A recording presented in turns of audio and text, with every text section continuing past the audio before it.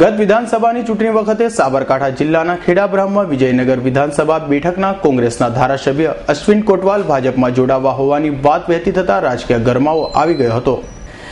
ગત વિધાનસભાની ચૂંટણી વખતે સાબરકાંઠા જિલ્લાના ખેડાબ્રામમાં વિજયનગર વિધાનસભા બેઠકના કોંગ્રેસના ધારાસભ્ય અશ્વિન કોટવાલ ભાજપમાં જોડાતા હોવાની વાતો વહેતી થઈ હતી। જો કે એ વાતો અફવા સાબિત થયેલી, પરંતુ આજે ભારત સરકાર દ્વારા પોળો જંગલોના પોળો ઉત્સવનો પ્રારંભ કરવામાં આવ્યો ત્યારે ભાજપના અગ્રણી નેતાઓની હરોળમાં કોંગ્રેસના ધારાસભ્ય અશ્વિન કોટવાલ જોવા મળ્યા હતા। તો આટલું ઓછું હોય તે મુખ્યપ્રધાન આનંદીબેન પટેલ સાથે કંઈક વાતચીત પણ કરતા જોવા મળ્યા હતા। તમે પણ જુઓ ધારાસભ્ય અને મુખ્યપ્રધાન કેવી રીતે વાતો કરી રહ્યા છે। ત્યારે આજે એકવાર ફરી તેઓ ભાજપના નેતાઓના સંપર્કમાં હોવાનો ચણભણાટ શરૂ થઈ ગયો છે। જો કે બાદમાં અંગે ધારાસભ્ય અશ્વિન કોટવાલે પૂછતા તેમણે આ વાતને રદિયો આપ્યો હતો અને આ કાર્યક્રમ સાબરકાંઠાના અધિકારીઓ પ્રમોશન મેળવવા અહીં રહ્યા હોવાનો આક્ષેપ કર્યો હતો।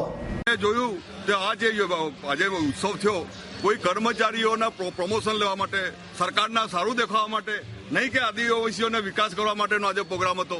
આ તો એમ જ બસ કર્મચારીઓ અમે કેવી રીતના ગુજરાતના મુખ્યમંત્રીના વાલા થઈએ, હું આ જોવા માટે જ આવ્યો હતો કે કેટલા આદિવાસીઓ ભાઈઓ આવ્યા છે।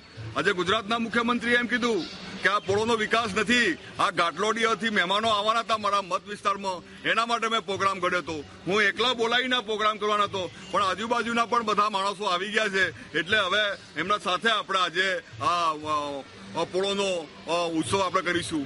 અને એનાથી તમે આજે જુઓ ટેન્ટ કેટલા 12,000 રૂપિયાના ટેન્ટ, કયો ગરીબ માણસ 12,000 રૂપિયાના ટેન્ટ અંદર જવાનો? આ ગરીબ માણસો માટેના ઉત્સવો નથી હોતા।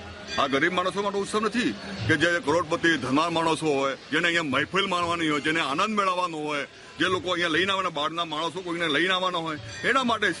એટલે આની સામે મારો વિરોધ છે। Deepaksinh Rathod, S9 news, Vijaynagar.